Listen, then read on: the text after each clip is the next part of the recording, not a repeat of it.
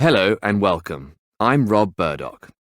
You know, when I meet people and tell them I'm an archaeologist, a common question I get is, what made you want to do that?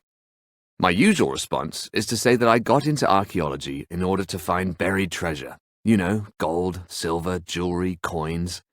People usually laugh when I say that, but in fact, it's true. Buried treasure is the reason I became an archaeologist. And buried treasure is also why I'm here in front of you today. Let me explain.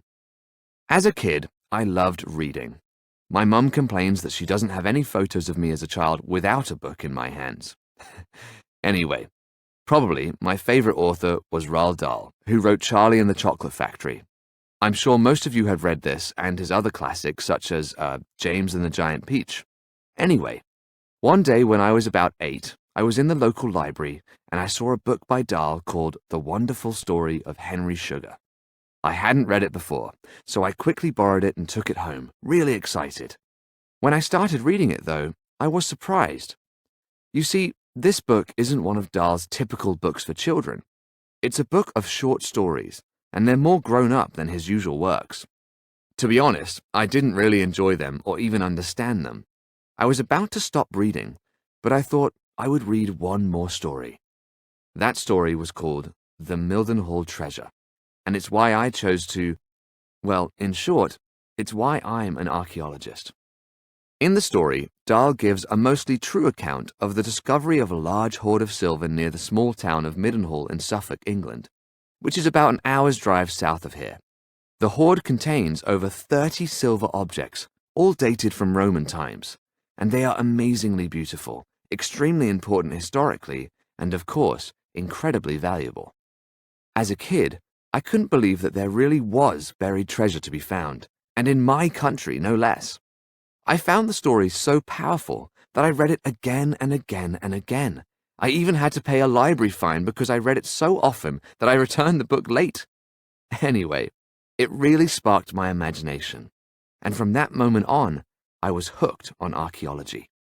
I read everything I could about it, studied it at university, and made it my career, and all because I wanted to uncover some buried treasure. Now, the Mildenhall treasure isn't the only buried hoard that has been discovered in this country. In fact, we're very lucky in this country to be the site of a large number of hoards. You know, I'm using the word hoard, but it occurs to me that some of you might not understand its meaning. When an archaeologist talks about the discovery of a hoard, he or she is referring to a deposit of wealth, typically in the form of coins and valuable objects. The valuable objects in hoards are usually found buried in the ground. This may happen by accident over time, but we think that often the objects were buried deliberately.